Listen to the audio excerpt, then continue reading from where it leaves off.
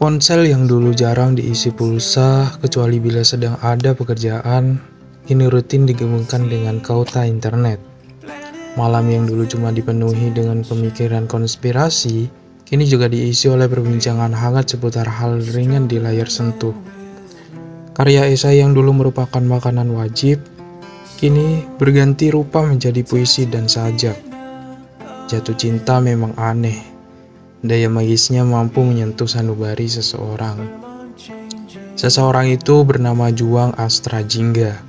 Lahir 21 tahun silam pada bulan Desember di sudut timur Jakarta. Ia tumbuh dalam sederhana, dalam keluarga yang pragmatis yang harus senantiasa menunduk semasa orde rezim baru. Betapa tidak, karena sang paman, kakek tertua ayahnya, adalah keluarga Lekra, dan sang ayah sering menjadi simpatisan Lekra. Keluarganya pun harus terseret-seret di cap kiri, padahal Juang tahu, ayah, apalagi ibunya, tak pernah memilih hendak berdiri di kiri atau kanan. Keluarganya dianaktirikan negara karena alasan yang tidak jelas. Ia dan adiknya dicibir oleh anak tetangga karena dosa yang tidak mereka mengerti.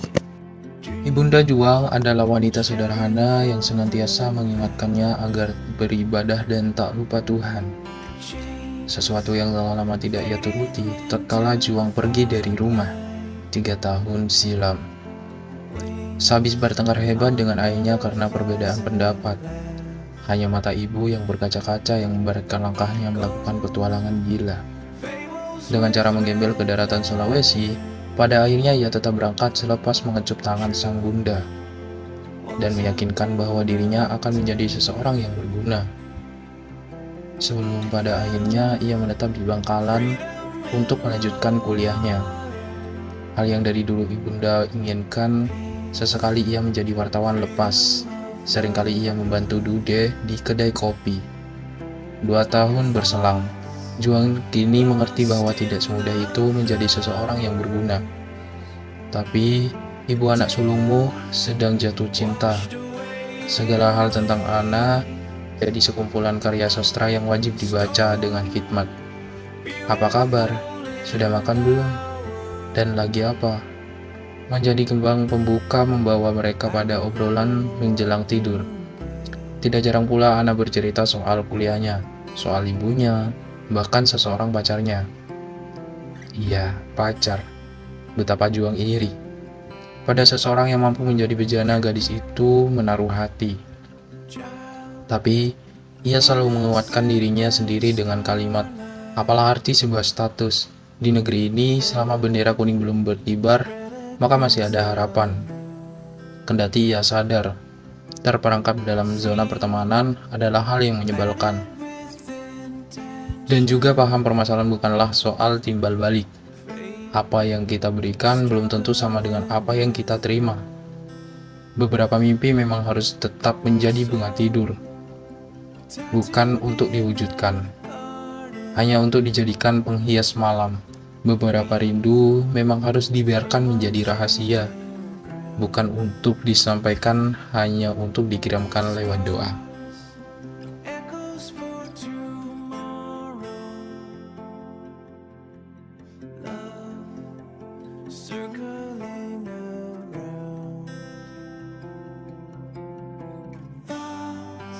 Selepas melakukan rutinitas menjadi seorang mahasiswi, setelah seharian dipenuhi mata kuliah yang padat, Hana diantar pulang oleh sang pacar ke kediamannya. Ia tak sabar ingin menyadarkan rasa lelah tubuhnya. Sahabat Hana pun datang seakan membasuh rasa lelah di tubuhnya. Karena begitu merindukan mereka selepas libur semester akhir tahun itu. Kalau gitu dari luar ya. Iya, tadi kamu dari mana? Nah? Aku tuh tadi jalan-jalan sama pacar aku. Oh, yang katanya udahan gitu. Katanya posesif. tapi balikan. Gak Belum, jalan. belum dong. Oh. Kan itu semua orang bisa berubah. Iya sih. Kita tunggu aja nanti dia sampai berubah. Jalan kemana tadi Nah sama pacarnya? Oh, tadi makan sih. Terus tadi dia baru ngantar aku, terus baru pergi. Kalian datang.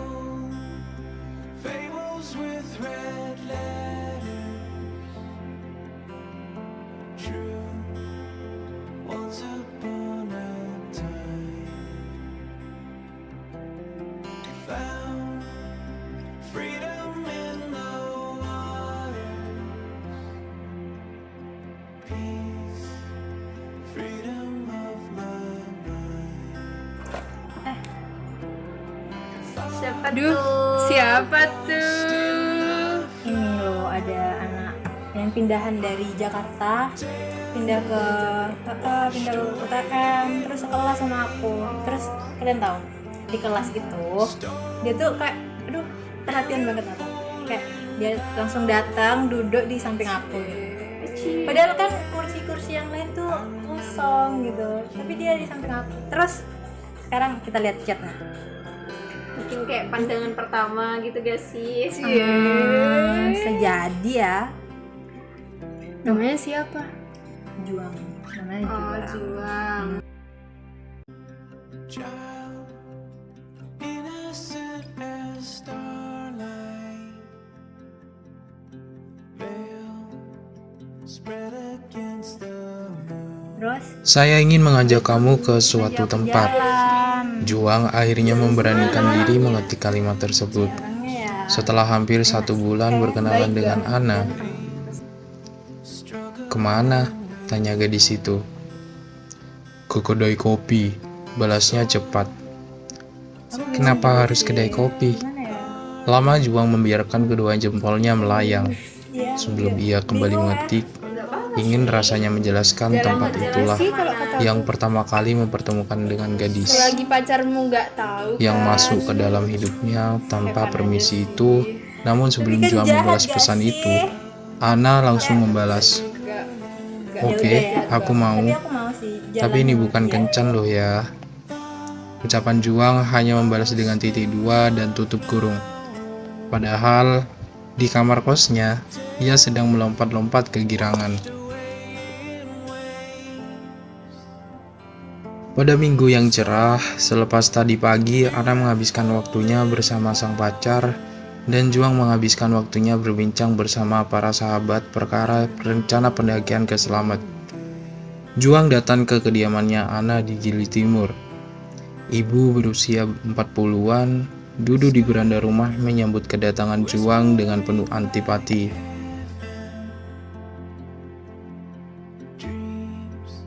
Shouting from the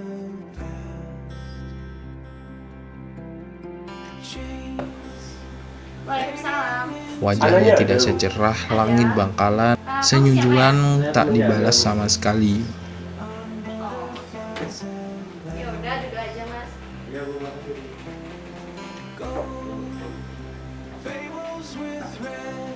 Sang gadis keluar dari pintu depan. Senyumnya menari mengikuti ayunan langkah ringan yang dibalut dengan rok levis dan baju coklat yang jatuh dengan sempurna di peluk tubuhnya. Juang hampir lupa betapa Ana yang ada di dunia nyata lebih cantik dibandingkan dengan Ana yang ada di dalam imajinasinya.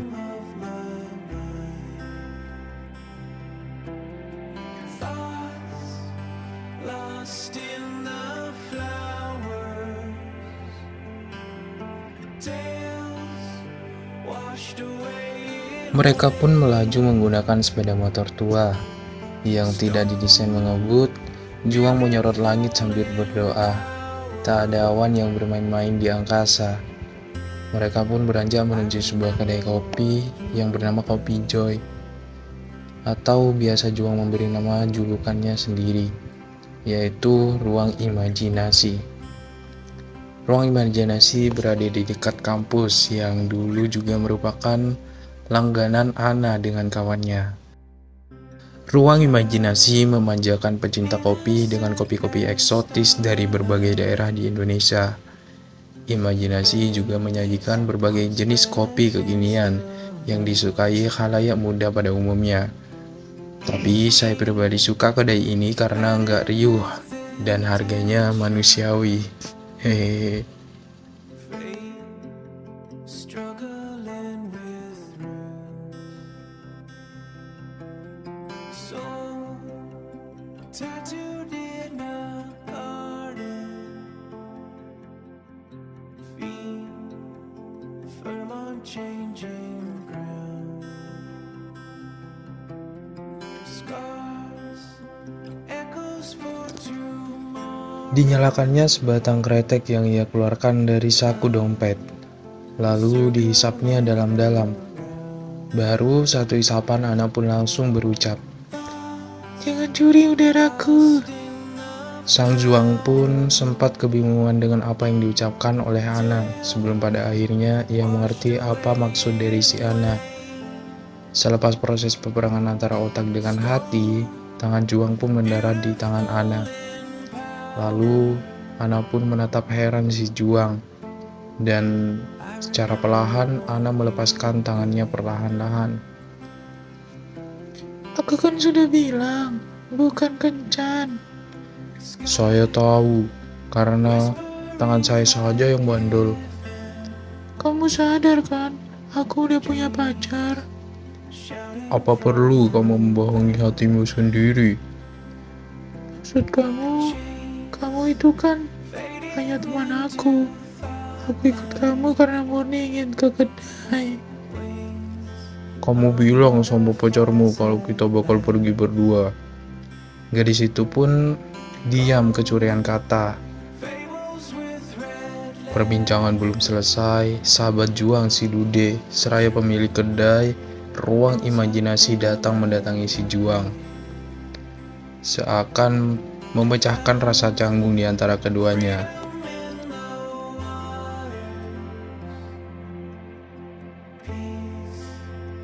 Freedom of my mind. Thoughts lost in Selepas sapa dan salam, Dude kembali beranjak pergi bersama temannya. "Saya akan menunggu kamu."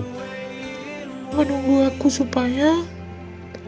"Sadar kalau saya lebih bisa membuatmu bahagia." Gadis itu tersenyum lantas menjawab, "Hidup enggak sesederhana itu, Juang." "Hidup ini sederhana, manusianya saja yang rumit." "Saya yakin kamu bisa bikin orang yang kamu sayangi bahagia. Kamu cuma hadir di waktu yang salah, Juang." Perlahan, tangan Ana merangkul dan mendekat ke tangan si Juang. Dan tangan Juang begitupun sebaliknya. Dan cerita telah usai.